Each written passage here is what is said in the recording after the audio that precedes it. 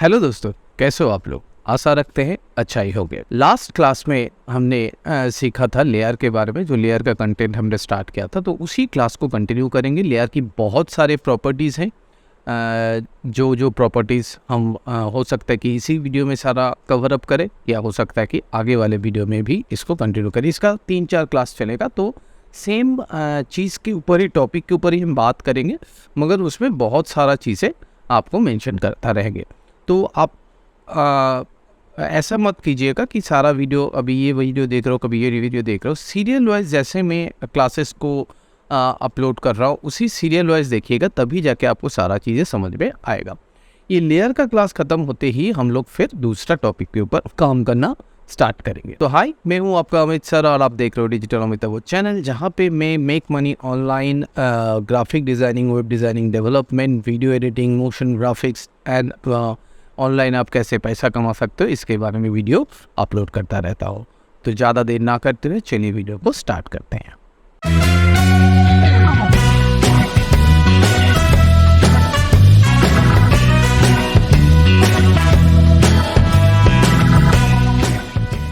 अब हम देखते हैं सीक्वेंशियल ऑर्डर में किस तरीके से लेयर को हम अरेंज करते हैं लेयर आपके इस पैनल पे। तो इसके लिए हमारे पास देखिए कि इसमें बहुत सारे लेयर हैं। इस तरीके से आप लेयर को देखोगे, और इसमें आपकी सॉलिड लेयर है, उसके बाद बटरफ्लाई है, फिर बटरफ्लाई है, फिर बटरफ्लाई, इस तरीके से। तो हम क्या करते हैं, इसको भी यहाँ पे शिफ्ट कर देते हैं। Correct, okay.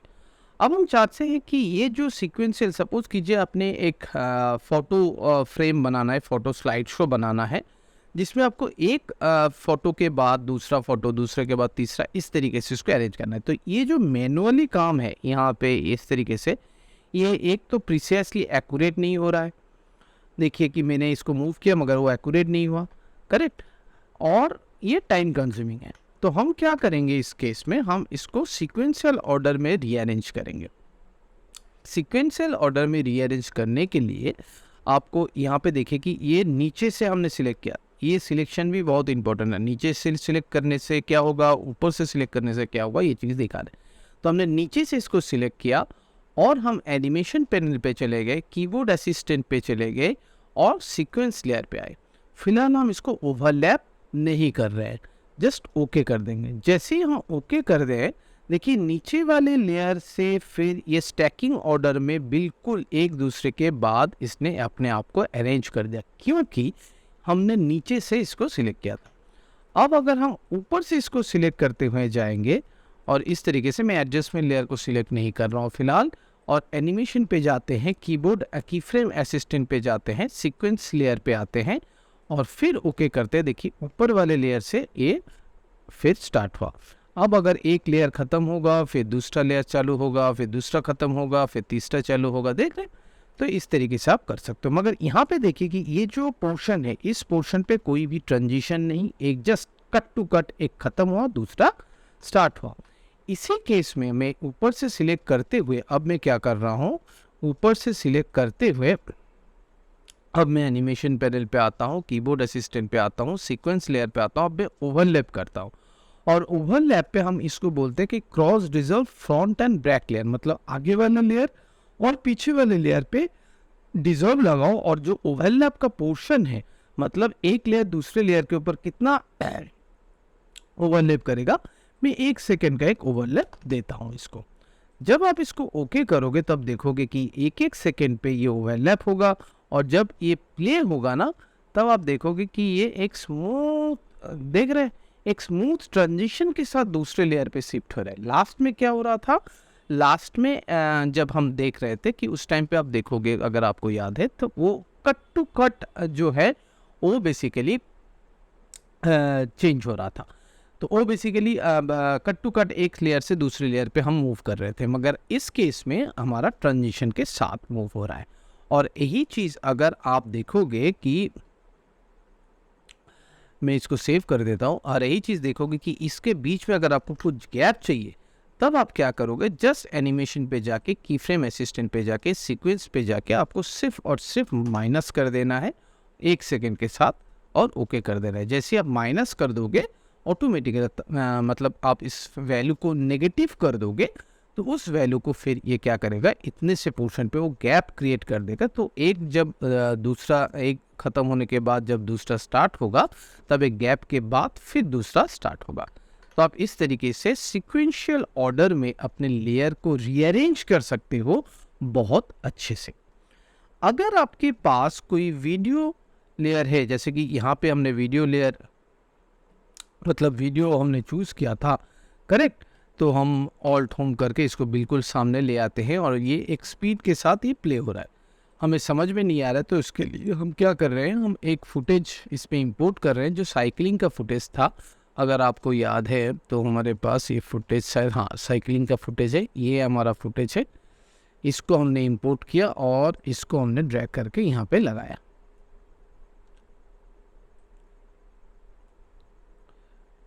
परफेक्ट। ये एक स्पीड के साथ मूव हो रहा है।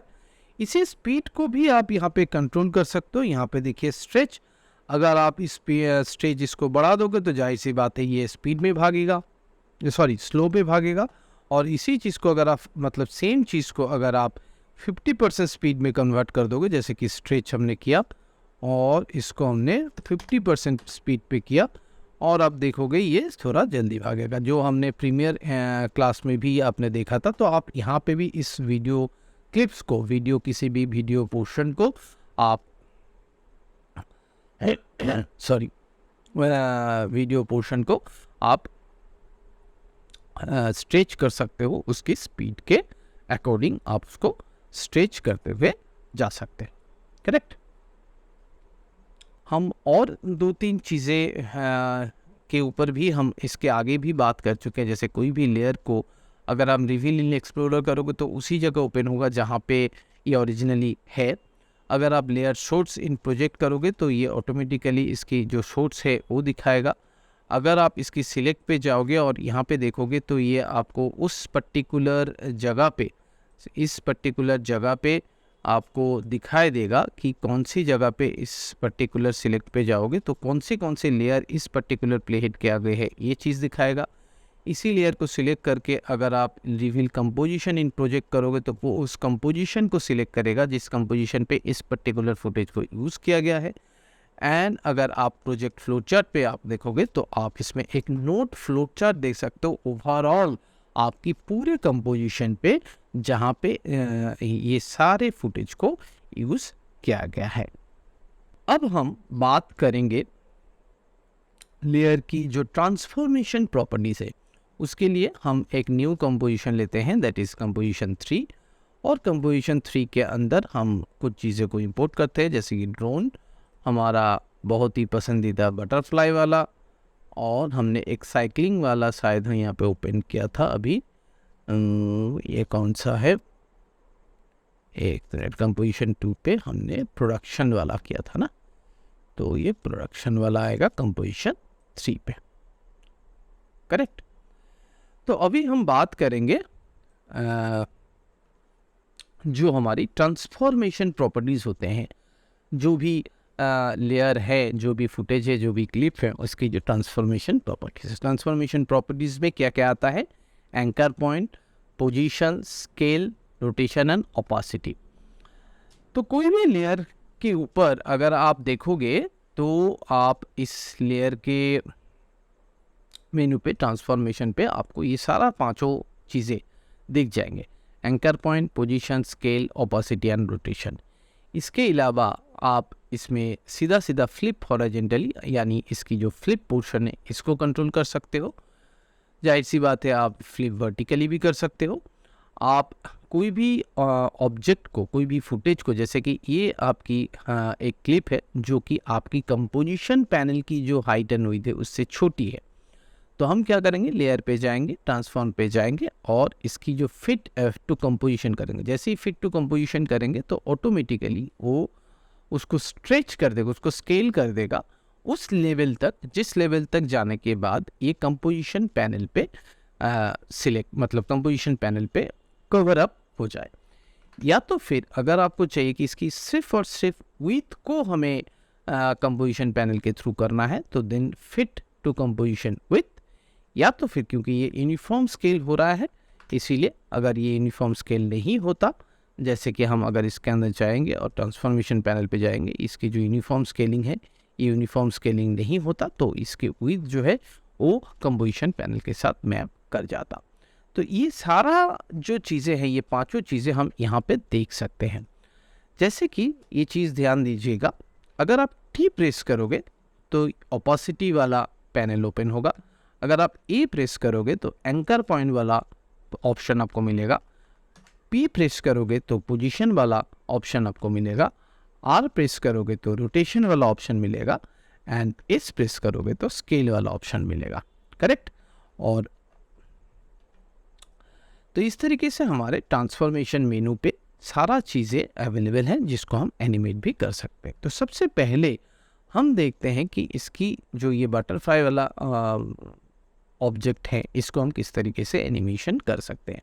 हालांकि ये सारा मोशन कंट्रोल, ट्रांसफॉर्मेशन कंट्रोल हम एडिटिंग क्लास में भी देख चुके हैं, मगर फिर भी यहाँ पे कंटिन्यू करेंगे क्योंकि यहाँ पे इसकी कॉन्सेप्ट अलग है, और यही ट्रांसफॉर्मेशन को अगर आप सही ढंग से यूज़ करोगे तो आपको एक बहुत अच्छे इंट्रो एनिमेशन बना सकते हो, चाहे वो टेक्स्ट हो चाहे कहीं पे भी हो।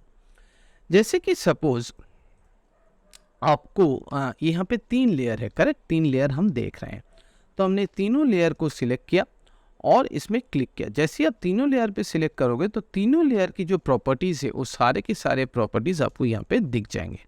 और अगर आप किसी भी प्रॉपर्टीज़ के ऊपर एक, क्योंकि आपने तीनों लेयर को सिलेक्ट करके किसी भी एक प्रॉपर्टीज़ की कोई भी एक प्रॉपर्टीज़ को वैल्यू को इंक्रीज़ या डिक्रीज़ किया, जैसे कि यहाँ पे आप एरो की से भी कर सकते हो, जैसे कि यहाँ पे हमने वैल्यू पुट किया और एरो की से भी हम इसमें इंक्रीज़ या डिक्रीज़ कर सकते हैं। तो ये चीज़ जो है ये सारे के सारे इसमें सेम होगा क्योंकि आपने सारे लेयर को सिलेक्ट करके फिर ये चीज़ कंटिन्यू कर रहे हो। इवन अगर आप इसको एनिमेशन कर रहे हो तो देखोगे कि सेम पॉइंट पे आप सारे जो लेयर है, सारे लेयर के ऊपर आप ये एनिमेशन कर सकते हो। जैसे कि आप यहाँ पे भी इसको अगर हम 100% करते हैं तो आपकी ये जो एनिमेशन है, ये एनिमेशन सारे में दिख जाएंगे।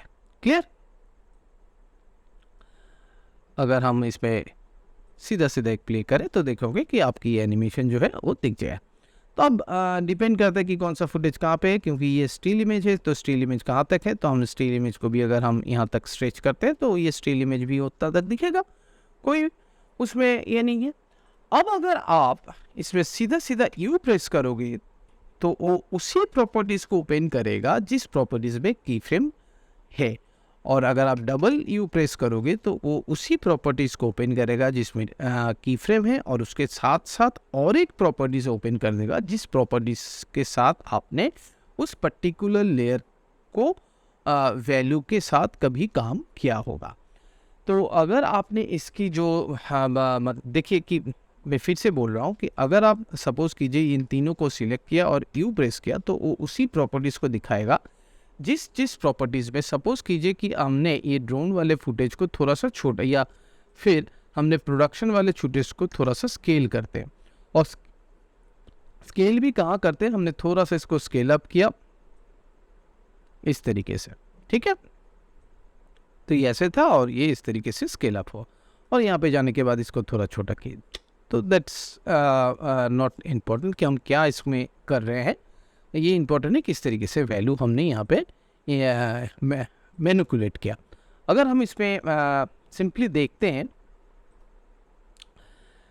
अगर हम इन तीनों को सिलेक्ट करते हैं और यू प्रेस करते हैं तो देखोगे कि इसकी सिर्फ ओपेसिटी वाले पैनल हमने काम किया, या इसकी सिर्फ ओपेसिटी वाले चीज़ों के ऊपर की फ्रेम दिया गया है। यहाँ पे opacity and scale both case, मतलब बोथ केस के ऊपर, बोथ प्रॉपर्टीज़ के ऊपर आपके यहाँ पे हमने की फ्रेम यूज़ किया, और इसकी सिर्फ ओपेसिटी वाले पैनल के ऊपर हमने की फ्रेम यूज़ किया। और यही चीज़ को अगर हम इसमें 2 बार यू प्रेस करते हैं तो यहाँ पे देखिए कि सिर्फ ओपेसिटी, क्योंकि इस ड्रोन वाले फुटेज में सिर्फ हमने ओपेसिटी के साथ खेला था, हमने बटर वाले फुटेज में स्केल एंड ओपेसिटी दोनों के साथ खेला था। स्केल में हमने कोई की फ्रेम नहीं दिया, मगर ओपेसिटी में हमने की फ्रेम ऐड किया, और हमने जो ये साइकिलिंग वाला फुटेज है उसमें हमने स्केल और आपके इसमें स्केल और ऑपोसिटी तीनों के ऊपर काम किया। क्योंकि इस बार तीनों लेयर सिलेक्ट है, इसलिए ये तीनों लेयर के ऊपर ही काम कर रहा है, तीनों लेयर के ऊपर ही हम इस पर स्केल कर रहे हैं। इसको हम कंट्रोल जेड कर देते हैं, अंडू कर देते हैं। तो ये चीज़ ध्यान देने वाली बात है, ठीक है।